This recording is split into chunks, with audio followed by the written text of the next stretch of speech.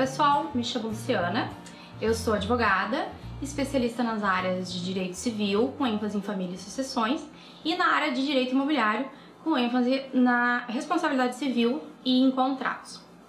Bem, hoje estamos aqui então para a gente conversar um pouquinho sobre o tema do contrato de namoro. Qual é o objetivo do contrato de namoro? É deixar claro entre os participantes dessa relação, ou seja, entre o A e o B, que não existe uma união estável naquele relacionamento ali.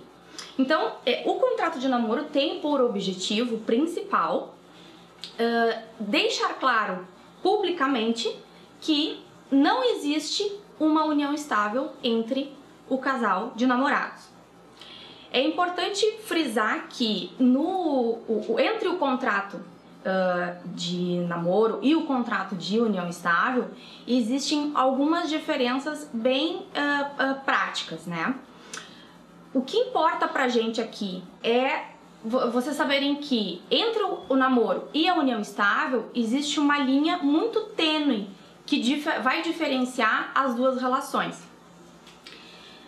Mas o contrato de namoro, ele não impede que a união estável seja caracterizada. Por quê? Porque a união estável, ela é uma situação fática. O que quer dizer isso? A união estável, quando o casal ele está num relacionamento estável, né? E aí então caracteriza a união estável, eles têm alguns objetivos, como por exemplo o de constituir família, que no namoro não existe esse objetivo. É uma relação extremamente instável, né? Diferentemente da união, em que os objetivos são distintos. No relacionamento, então, nós trabalhamos com fatos. O que acontece hoje, né? Antigamente, os namoros eles eram bem diferentes da forma como acontece hoje. Antigamente, o namoro ele acontecia lá na casa do pai e da mãe, no sofá, ele era controlado às vezes pelo irmão mais novo, não é? Então, nessas situações, naquela época, alguns anos atrás, os relacionamentos afetivos entre casais, quando se tratavam de namoro, eles tinham uma outra sistemática. Com os anos, né, e com a evolução, o avanço da sociedade, essa situação acabou mudando. Mudando como, né? Aí vem a pergunta, mudando como? Hoje, quando existe um casal de namorados, já existe aquela situação. Chegou sexta-feira, tu faz a tua sacola, a tua mala, vai pra casa do namorado, ou o namorado vai pra tua casa, volta no domingo. Quando volta, isso quando não passa a semana, ou dorme uma, duas vezes na semana na casa um do outro. Então, essa situação, ela agregou algumas questões que podem configurar uma união estável.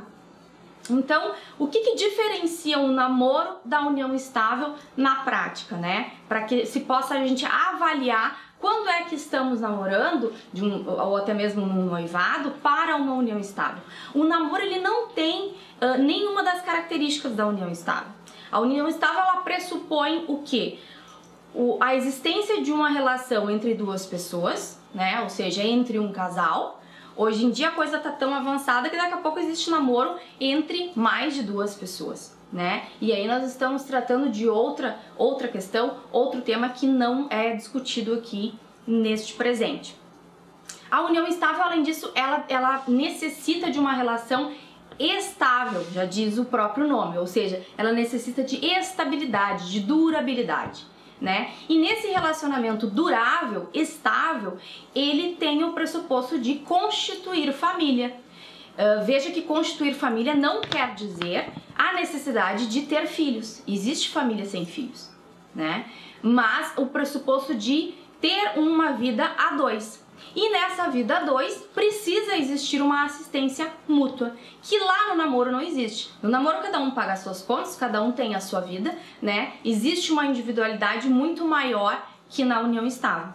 Então o contrato de namoro, o objetivo dele principal é dizer que não estamos em união estável, nós temos uma união instável e a partir daí nós vamos então fazer uma proteção patrimonial. Essa proteção patrimonial, ela visa o quê? Que não haja uma comunicabilidade entre o patrimônio já existente ou que possa ser adquirido por aquele casal de namorados, né? Então, essa proteção patrimonial, ela vai ser de acordo com um regime de bens. E aí a gente entra num outro fato, numa outra questão que também é abordada nesse tema do contrato de namoro. Por quê? Porque o contrato de namoro e o contrato de união estável, eles são uma sucessão de contratos. Quando a gente faz um contrato de namoro, você está fazendo um instrumento, né, contratual, que ele pode ser privado ou público. Privado é quando as partes formulam um documento e que ambos vão assinar, reconhecer a firma das assinaturas. Isso nós temos um contrato de namoro particular. Quando você quiser dar publicidade maior para essa contratação, você precisa então inevitavelmente fazer uma escritura pública, né, de um contrato de namoro que você faz lá no tabelionato de notas. E aí o tabelião vai chancelar aquele contrato, né, aquelas cláusulas que vocês convencionaram.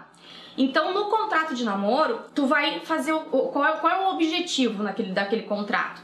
É dizer que não estamos em união estável, nós temos apenas uma união instável, que se por uma eventualidade nós formos então entrar numa união estável, o regime eleito será o X, tá? Porque aí você consegue administrar toda a questão patrimonial do antes, durante e do depois. Claro que se no contrato de namoro, no contrato da união estável, não for convencionado o regime de bens, a gente sabe que o regime a ser designado, a ser então colocado em prática, é o regime da comunhão parcial de bens, que é hoje o regime legal, certo? Então, esse seria o contrato de namoro, seria um contrato preliminar ao contrato da união estável, que é no contrato da união estável quando você faz, então, a escolha de regime de bens e a escolha das demais cláusulas. Por exemplo, nós estamos em união estável, mas adquirimos um bem antes de declararmos de fato que estávamos em união estável. Então, nós queremos que conste que o bem adquirido anteriormente fará parte de uma eventual partilha. Certo, pessoal? Então, o contrato de união estável, em resumo, ele é para proteção patrimonial, tá bom? Um obrigado, então, para vocês e até o próximo vídeo.